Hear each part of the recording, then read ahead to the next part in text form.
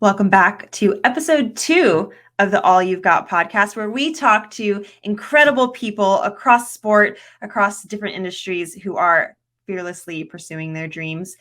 In this episode, we had great GB Ultra race director, Wayne Drinkwater. This was my first time really talking to a race director, especially for ultras. And I mean, this was fascinating. Yeah, so I met him and I ran his race in Scotland, the Race Across Scotland 215-mile race, and also he was the only English-speaking guy I knew in Nepal for the Everest 135, and we've stayed very close, and we really just pick his brain about the business side of race directing and just handling logistics and coordination and marketing and all this. I mean, it's fascinating, I thought. The chaos of what happens in an ultra when someone goes missing. That was a story that I am never going to forget that he shared with us. It was fascinating for anyone who participates in these races, from a road mile up to these crazy ultras that y'all do. Like, there is so much work that goes into the behind the scenes, and Wayne was really great to share all of that with us. So this was a fun one, maybe not exactly what you're expecting, but Wayne's a badass, and I thought this was a fascinating conversation. Yeah.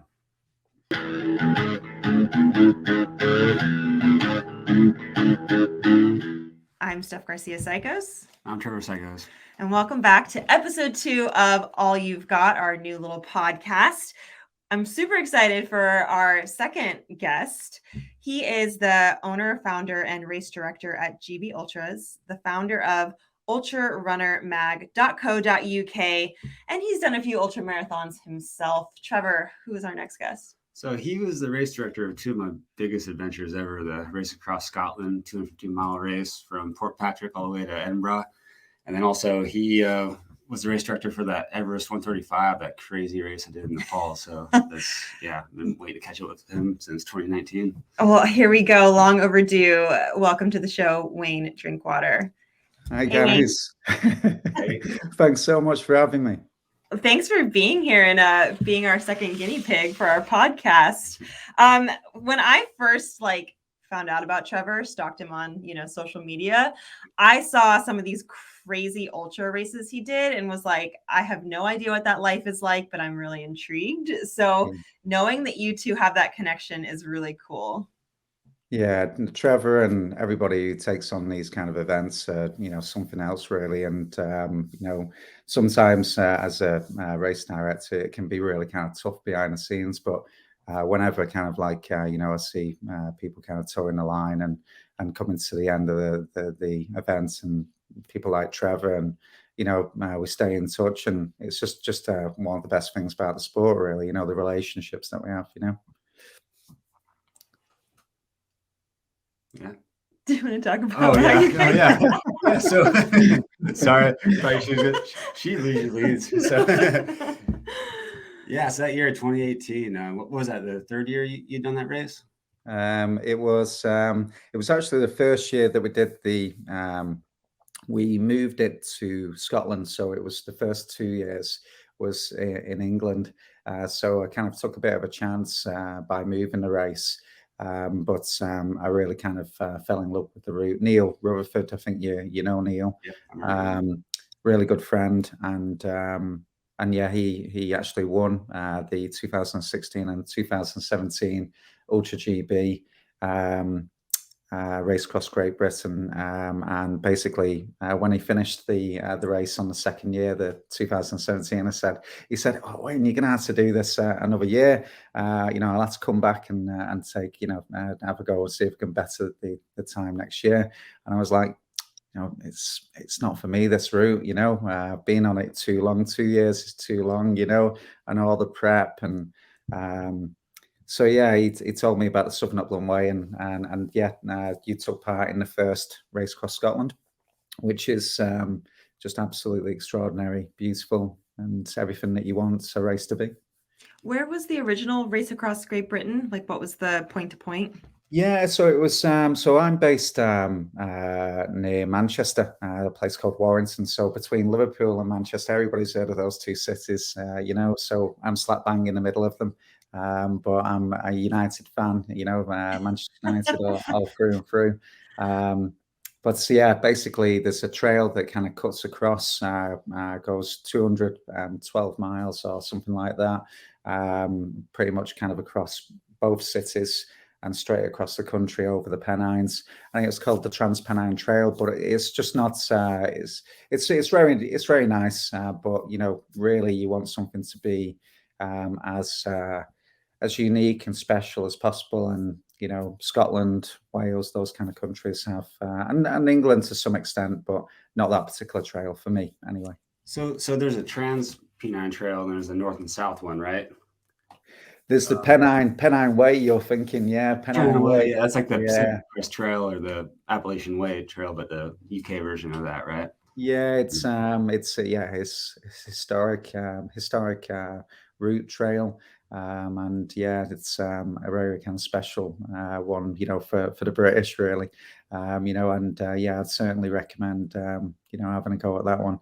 It's something that you'll always remember. But there's a couple of races on, particularly the Spine, which is a winter one, which is tough, really tough. I'd love to do that one day, but I'd never keep up with you, Trevor, mate. I actually was thinking about doing it, but then I saw the price tag. I'm like, I'll wait. We'll wait till Wayne does I'll try to one. find some sponsors first. But I get just the logistics for that race, I imagine. Yeah, there's a lot more kind of self-sufficiency on that particular race. I mean, on the Race Across Scotland, we've got 12 checkpoints spanning 200 miles, and on the Spine, I think it's 5 offhand. Last time I looked at the website, so it's a different ball game. Different ball game to the Race Across Scotland. It's a lot more kind of winter kit that you've got to carry. So different ball game, but yeah. Well, Wayne, you guys have more than just a race director athlete relationship. I think when Trevor crossed the line in 2018, it was your parents who drug his body around because he was a broken man. Yeah, no, I think they would really like to see you again, mate. Really, luckily, the event team, we've got such an amazing event team, and not just now, but in the past, some people that obviously, have got other things to do in their lives nowadays. But yeah, we've had such great support over the years, and yeah, just and yeah, something though, we all kind of come back because people like yourselves, and that's really what kind of fires us up, I remember I planned every single part of that race except for what to do after the finish. And you guys are nice enough to let me sleep on that floor for what? Two days? Yeah, your parents were feeding me. And then Joe and Mo, those 2 British soldiers, they took me to Edinburgh so I can, because I didn't have a car either. So yeah, great family, great community you have with the GB Ultras. We'll just say as a preview that Trevor's next attempt this August will be a little more polished. I think, yeah. I mean, basically, I remember Trevor kind of like many, they make it to the start line, and they don't think about how to get back to the car at the finish or anything like that. They're literally just going, yeah, okay, 215 mile. Did I sleep that well? No, but yeah, let's go for it. So it's something.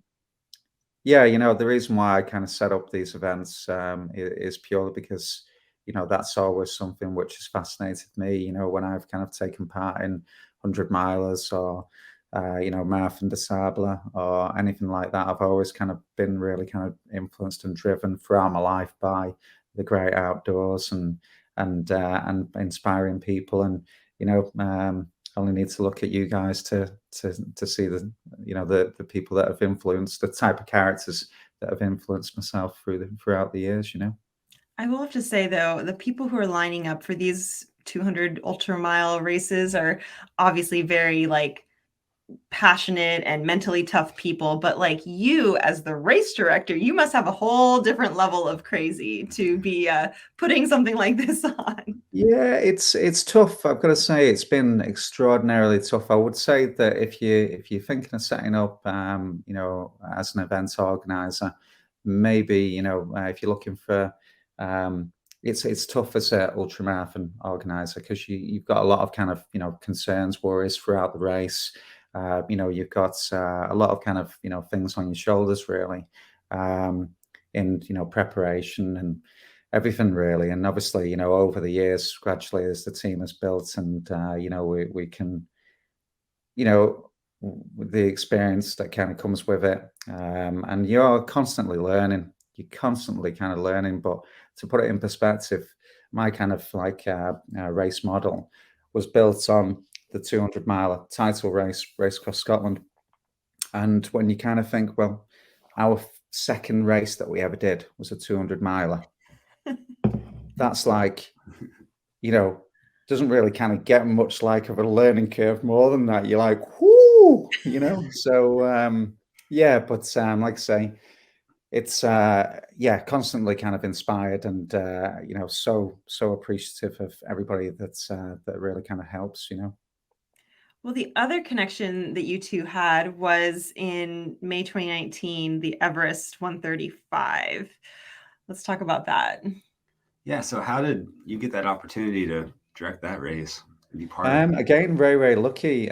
We've got a mutual friend, Ni Huat Lim, who is based in Singapore. He's got connections throughout the world, really. Absolutely, such a nice chap. He took part in the 2017 race across Great Britain, so on the Trans-Pennine Trail, and did extraordinary. And just wonderful to kind of have, you could just see the self-belief, that he always kind of like had throughout the race whenever I kind of saw him. What I tend to do as a race director, I tend to be where something's going to happen. I try to kind of be somewhere where, if something's going to go wrong, I'll try and kind of, be at that place. So you won't necessarily find me at a finish line or anything like that. So by being in those kind of places, I kind of see people at the worst and at the best and, everything kind of in between. But going back to Lim, just absolutely phenomenal. I think he's like in his mid-60s. And yeah, just, he's done Badwater, he's done a number of different races. And really, just very kind of grateful for the opportunity that, he kind of,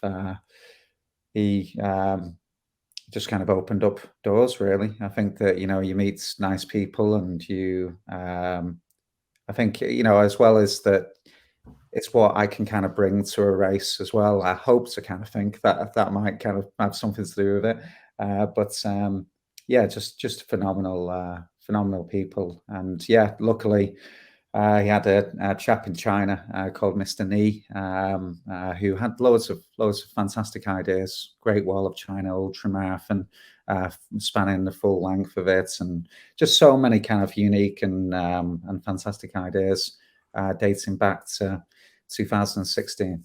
That kind of thing, and just opened up a few doors. And I'd been to the Himalaya before, spent some time out there.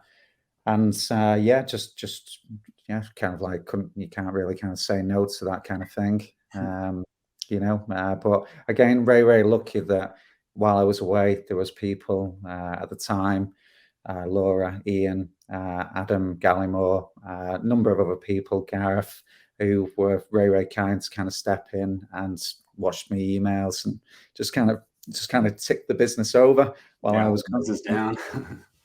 Well, wait a minute. First thing, is there a Great Wall of China ultramarathon? Is that a thing? I think there's a marathon. I think there's a marathon. Yeah, there's a Yeah. marathon. I want to do the whole thing.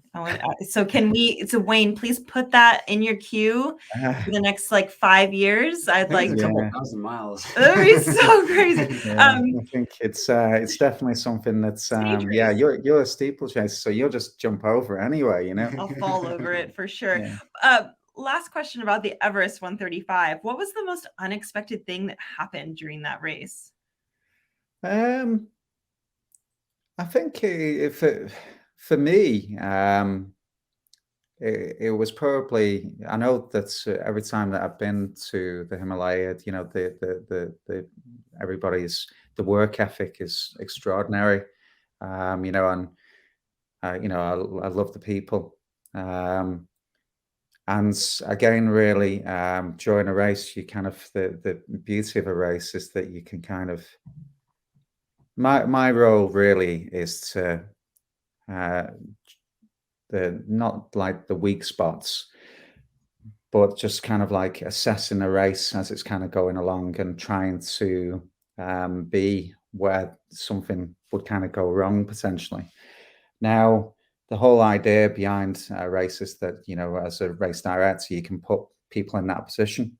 But when you're covering such an enormous route, 135 miles, it's, you know, it's easier said than done. The good thing is that a lot of the trail is quite touristy, you know. So, you know, Lukla all the way to Namche Bazaar is really kind of accessible. But the biggest challenge for a lot of people is the heat and the humidity and the altitude. So there was a particular runner that's went off radar kind of thing for a few hours. And I was saying to a couple of the Nepalese, right, listen, I don't like the look of this. Let's go and check this out. And they were like, oh, I'm going to bed. I'm thinking, well, that's not how it works. This is on my watch. You know, I can't go to sleep like that. And by that stage, I'm probably, you know, been up for a day and a half, maybe whatever, 2 days. So yeah, just head down the trail. They say, you're not going out in the jungle in this, you know, this time of night. And so what?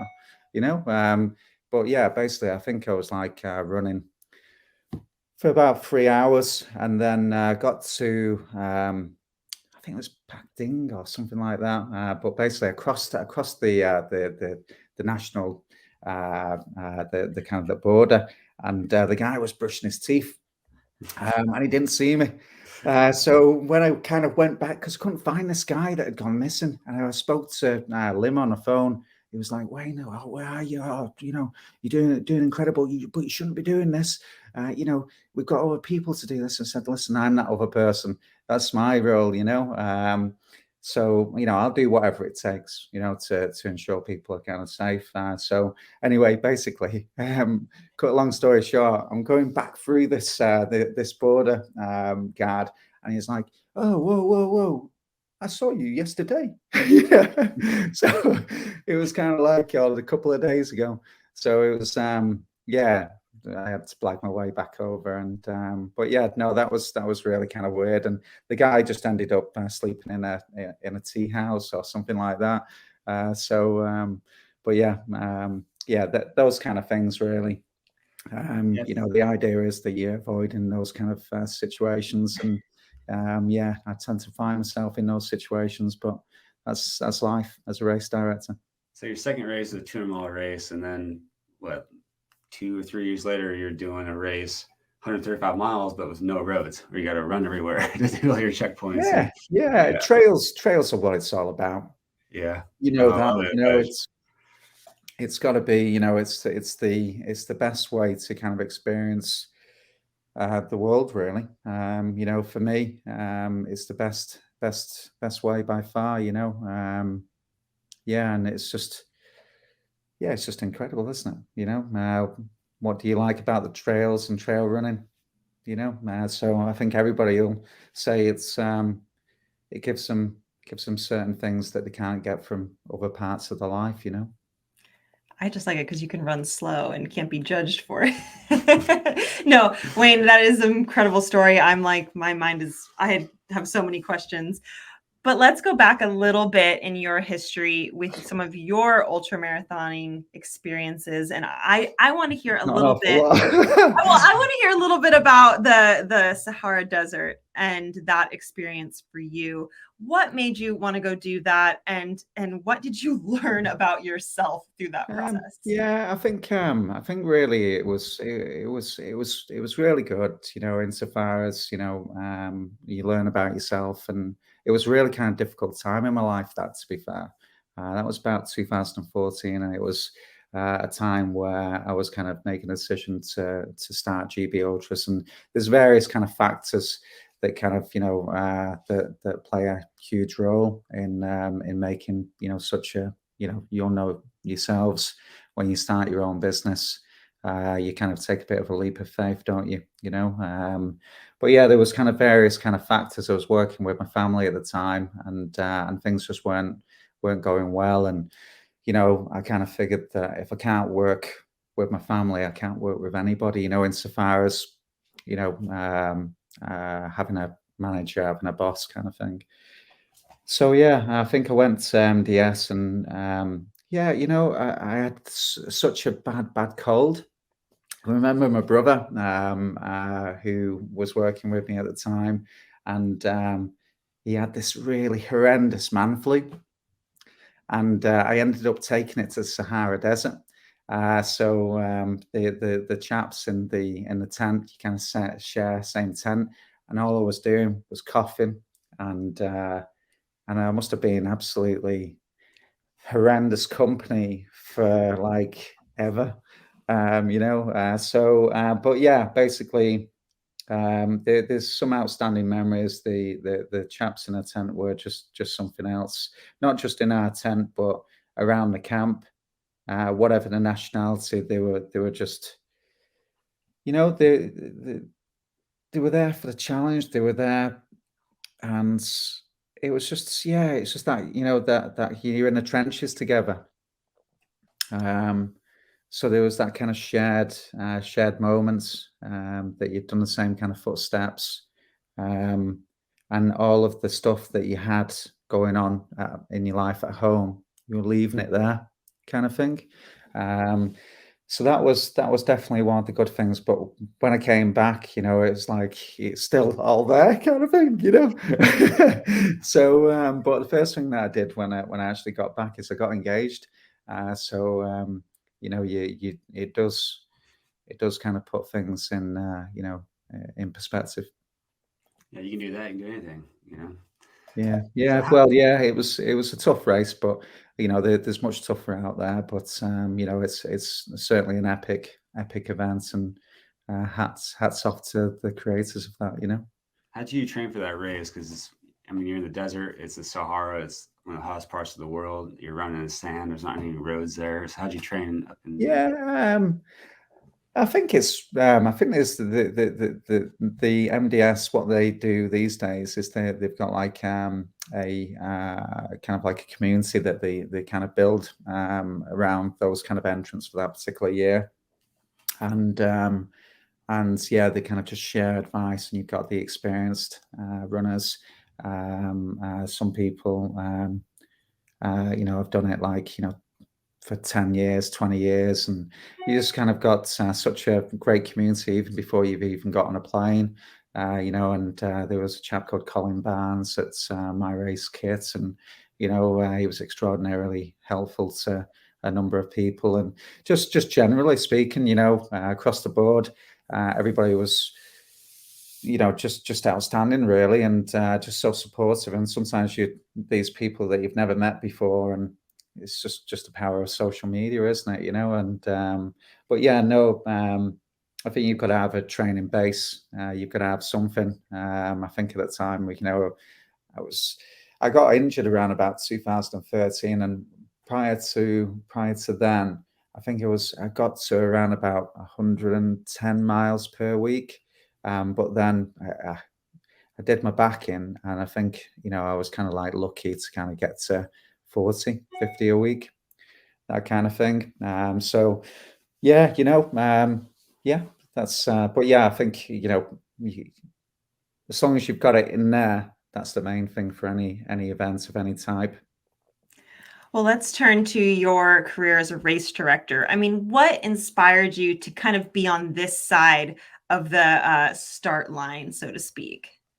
Good question. That's a good question.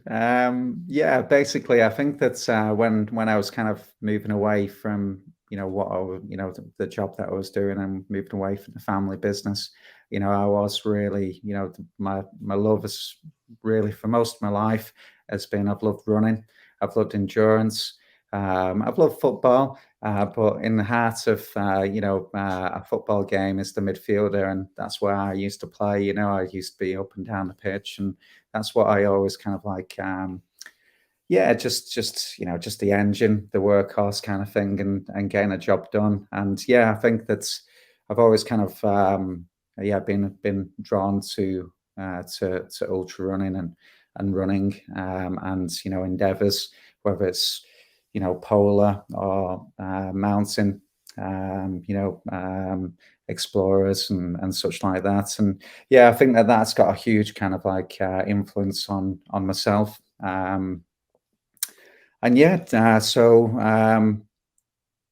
I think that yeah, when I was kind of like going into the ultra marathons, stepping foot in there, I was kind of like, oh, I'm gonna have to travel 4 hours to get to a race, and I was working long days as we do, and I was arriving and I was knackered. I was mentally, you really, if you're going into 100 mile, you need a good night's sleep the day before. For my level anyway, of runner, which is just kind of mid packer at best. So yeah, I think that's yeah, I think that there was just, I remember coming back from some races, and yeah, just you're learning, constantly learning all the time. Coming back from some races, and I'd be going, well, where's all the local events? Where, why hasn't somebody done this and done that? And then after about another 12 months, I thought, right, it's me. I'm doing it. I like And then basically ideas formulate and go from there, really. I love that because, when you're a writer, folks say like, write the novel you want to read. It's like for you, it's direct the race that you want to run. So that's super cool. Well, let's Yeah, get into I think one of the key things that's for me is is like really kind of creating the right kind of community events, and taking people to the right kind of trails, beautiful places where they can kind of gain so much, from the experience, not just meeting other people and not just seeing the views, but the whole kind of package, bringing it all together. You want to, if you've got, I don't know, I used to have like one weekend off a month, that kind of thing, in what I used to do, retail, and I sure as hell want to spend it right. You know what I mean? I want it to kind of be special, and that's yeah. So we've got races in really kind of beautiful parts of Britain, and yeah, and such a fantastic event team these days. Well, you're like leading into our next questions. We want to get into the nitty gritty of GB Ultras and what you do. So expand a little bit on how you choose the exact locations for your races. Okay, so yeah, so how it kind of started for me is, as mentioned, I'm near Manchester, and for me, the first event that I created was Liverpool to Manchester. So it was an urban trail. It was on the Transpennine Trail. It's really kind of straightforward, really heavily supported, heavily marked, lots of checkpoints. Really kind of cool on that. We've tried a few different things over the years. It started at Albert Dock, started at United. Now, these days, it starts at Manchester United, which, like I say, the results might not be right where we want it, but they're still the best out there, and on the Transpennine Trail, the whole idea was that we kind of built it backwards, really, in a way. Instead of building 50 mile, 100 mile, 200 mile, I wanted a 200-mile key title race, and then everything else would kind of filter down, pyramid down. So it would be like the Race Across Scotland race series, that kind of thing, you know. And yeah, then more local race, then Chester Ultra followed, which is mostly a trail-based event. And when I kind of look at a map, what I tend to do is go, right, okay, that's a national trail. That's basically an opportunity for us to kind of formulate a route. And I'll look for things that kind of make things really kind of straightforward, easy, so people are not minimizing the likelihood of them coming off route. So we'll kind of keep it rivers, we'll keep it mountain routes, but dedicated trails, and that kind of built from there, really. To what we've got now. What's the hardest part? Is it licensing, permitting? From an operations standpoint. Yeah, operations. Yeah. Yeah, it's definitely right up there. As I think the first time I did the Ultra GB on Transpennine Trail, there's 23 local authorities, and when you're reaching out to them for the first time, you're always getting the wrong person. You're ringing them up, you're chasing things. It took me ages. It took me absolutely ages. But when you've actually done it, you've got it. You've then got, right, okay, this is all the details that I need to reset that race up time and time again, and you just kind of continue to improve. And yeah, the venues, I mean, the amount of no's that I've had over the years, but part of the battle is turning those no's into yes. Like just a typical kind of ultra running mindset is that, okay, well, what can we do instead? Or, what don't you like about it? What's your concerns? And yeah, just like you do in life. Basically. Anything, isn't it? Yeah. Well, what do you do what's the approach when it comes to, safety? Because as you mentioned, some of these, you have different pit stops, you have obviously roads that sometimes maybe need to be closed and cops and whatever that is. I'm just thinking through some of the few road races I've done. So the whole idea really is that if you're avoiding high instance places really, so if you're a trail based event, then that's one less thing to kind of worry about. Having access points, having dedicated mountain teams, so I can kind of go. So I've got an event, not this weekend coming, but I'm in the South Wales on the Brecon Beacons National Park, and it's an absolutely stunning part of Britain. Absolutely beautiful, Carmarthen fans, the Central fans, Penny fan, absolutely stunning, but the whole idea is that when it actually goes up a mountain and you've got your teams down at the checkpoints, is having mountain teams, having dedicated mountain teams. For me, I have sat phones, I have VHF licensed radios, so we've got 12 of them. I've got another company which is GB Race Tracker, so standardized GPS tracking across the board with SOS capability, and just really anything that kind of go wrong. We've got virtual race briefs. So what happens in an emergency? What do you do? X, Y, and Z. So we really kind of got it all down to pre-race information, to even just knowing what kind of health concerns somebody is arriving at a race with. So if they're diabetic, that's just really useful information. I'm a first responder. Some members of my team are first responders, so hopefully I don't need it. But you just got to kind of try and eliminate issues before they've arrived, or when they do arrive, you can deal with them. It's a large scale military operation you're planning. Yeah. But yeah, when it comes to your roads, sometimes we've got council, sometimes we've got the police, but generally speaking, we don't do many kind of busy roads. There's it just doesn't make sense because, if it's dark and somebody's going 60 mile an hour down there, then goodbye runner. So we just don't put them in that position. That's the whole kind of, if there's a road crossing, maybe there's an underpass, generally speaking, if something's going to happen, it's going to be when they get to a checkpoint or finish line, or it's going to be, a twist, turn, break, coming down the mountain generally.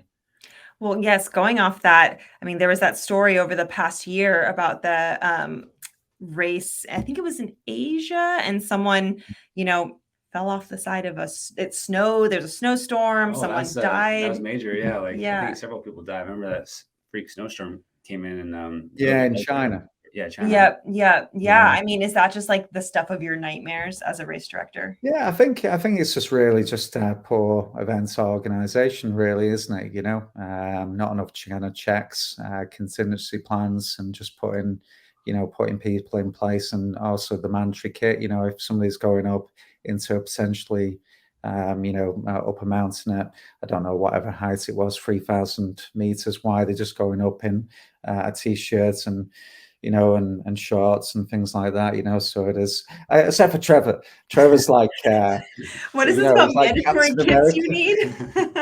He's just waiting for a shield, he's, except for Trevor. Trevor rolls in the ball. Yeah. No, yeah, so I think it's just the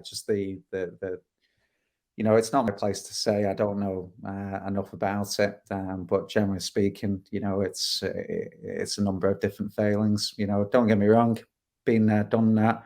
Insofar as we all make mistakes and we can learn from things, but when it comes to event safety like that, I'll never let that kind of thing happen. Where it's I've cancelled races when the weather's got of a concern. I've cancelled them, so you just got to be willing to look at things and put people in that kind of position to mop people up, bring people in, and take care of them. I'll tell from experience, Wayne is everywhere. I swear I saw him at every single checkpoint. They're in Scotland, and same with Everest. Well, except for the high mountain ones, but yeah, he's running miles. He's getting his miles in. There you running go. next to people, making sure they're good. Yeah, just don't get much sleep, I was going to say, what is more exhausting, running the race or putting the race on? Oh, definitely putting the race on. I was going to say. Putting the race on. But I'm biased, aren't I, and yeah, I don't really race that much these days. I think last time I did a race was 2017. So, definitely, it's a hard life, I'd say. It's not easy. Unless you've kind of got, a lot of kind of funding behind you. But no, every single thing, we've had to struggle and earn kind of thing. But exactly the same as anybody, making a living, really. It's you just get your head down, get it done, and that's it, really. Well, go ahead.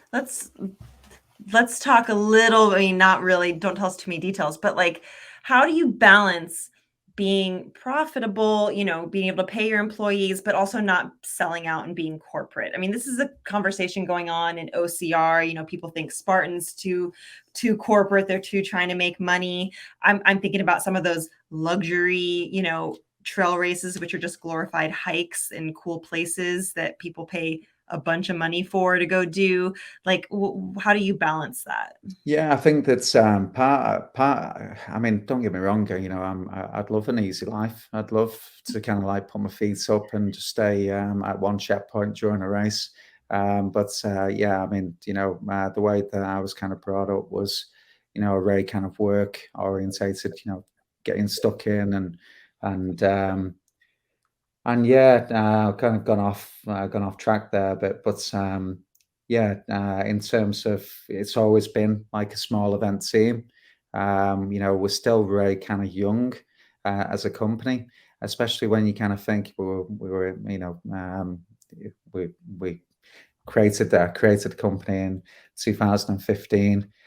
Jan 2015. Our first race was in 2016. We had 2 races then. It's a long way to come back around again to 2017. We had 4 races.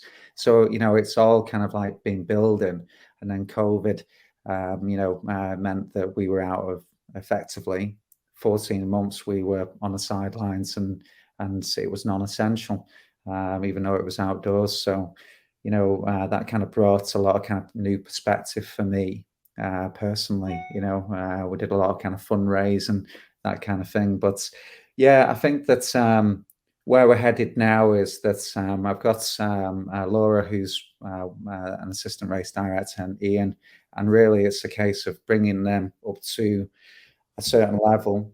Laura's pretty much there, to be honest with you. Absolutely outstanding. And Ian is more kind of part-time, but as soon as he's on full-time, without a shadow of a doubt, I can step out of it a bit more. And that's the plan. I want to spend time with my kids and things like that. So yeah, but yeah, I think that's we are.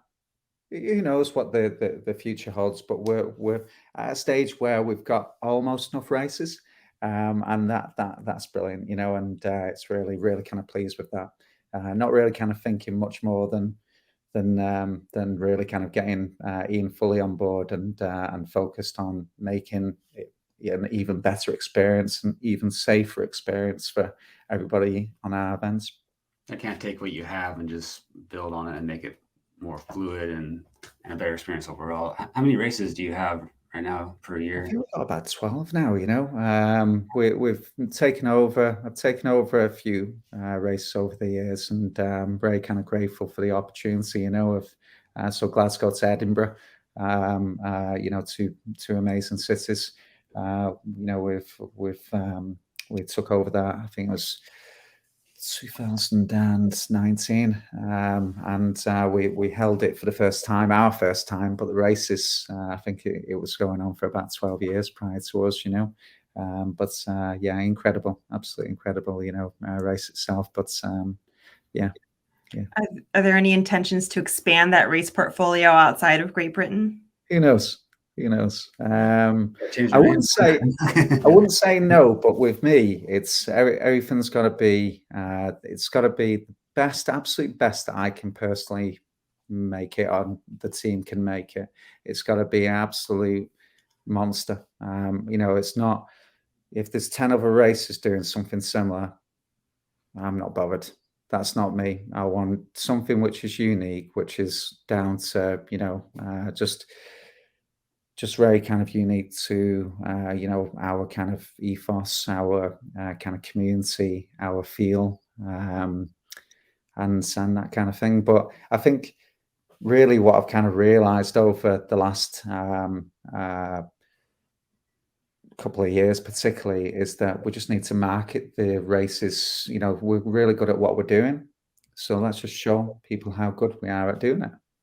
And then we don't actually have to keep on adding and accumulating more and more races. Let's just be really, really good and focused on what we're doing, because it's incredible. The event team is just and not just my event team, just generally throughout the ultra running community. It's just it's just absolutely extraordinary. It's the best side of humans. Just an amazing overall experience, even as a race director. So what's your current marketing strategy? Marketing strategy, it's weird, really. It's hard to kind of nail down because it's just so up and down. So I'll kind of look at things and go, the war in Ukraine has had an impact in the UK marketplace and European marketplace. The price, the cost of living. So I think everybody went quiet on events for a few weeks because we didn't know what the hell was going on. But yeah, no. I think for me, the focus is really that we get back on our feet. We have to concentrate. We have to be focused on what we're doing. We can do this, we can do that. We need to really just kind of hone in on exactly what makes us who we are, and ensure that basically we do things like we were doing, and learn from our mistakes, and everything, just constant development. Even in another 10 years time, I'll be saying it's constant development. I mean, I'm excited for you to announce a road mile at some point, because that's where you can really get me in. Well, let's wrap up with a little preview for Scotland 2022. I know that we know one person in it, Trevor. And I've got to be honest, we were looking at the Twitter, and when you had the tweet with him saying that Trevor was coming back, there was some smack talk there, some triathletes in there saying like, oh, he can't handle it, so probably because you get that little shirtless picture of him, but it's probably Wayne just using different profiles, like talking crap. No, my sister does the Twitter, so and a lot of the social media, thankfully, I've got to say, because even my Instagram, I've closed that, because I just, I'm just like, oh man, I can't take any more, so it's other people, a lot of the social media, thankfully. Yeah, it's just too much hate going on. Okay, but what should we expect for Scotland? Give us a little teaser. It's there's a lot of amazing runners taking part. A lot of people who have kind of maybe deferred from last year, and they've been training hard. So I think it's going to be an absolute stonking year. It's going to be right up there. Battling for the podiums, and just even throughout the race, not just the podium positions, but I think it's just going to be. I think it's just the world has changed a bit, hasn't it? So I think it's just going to see the best of people. You got to go get training, Trevor. We are not prepared. It's better to come under trained. No, I'm really excited because Scott Brown, who's Scottish, he lives out there, actually just south of Port Patrick where the race starts. He's gonna be running this year, and me and him have a long history together running in America. So I'm excited. Trevor's in trouble, I think. He runs a gym. He's super in shape. The former Army. He's a great guy. So it's Scott Brown, is it? Yeah. Scott Brown, yeah. He's he looks like an absolute beast. He is. So I'm excited. I'm nervous. I'm too nervous for you. He looks. I think that's it's right up there again this year, which is fantastic. Well, Wayne, where can folks find you? Obviously, we have ultrarunnermag.co.uk in your little line there. Where should people be following along with you and GB Ultras? So head to just type in GB Ultras into Google. It'll bring up www.gburtras.com. And that's it. Yeah, that's it. That's me on the computer anyway, mate, honestly. And ultrarunnermagazine.co.uk. Anything really, any questions, I'm always, might not be able to kind of get me straight away, but always, I'm always here. Even if you just want to chat about something concern, mental health these days has just gone to pot. And as an ultra runner, we know what mindset, how important it is, so Well, Wayne, this was fantastic. I'm still dying over that story about the Nepal race and you running down this man. Thank you so much for joining us. We're excited to see you in Scotland in a few months, and we got some training to do. Yeah, hopefully they found the guy in Nepal. That's but no, brilliant. So it's been an absolute pleasure. It's so good to see you guys and to meet you for the first time, Steph.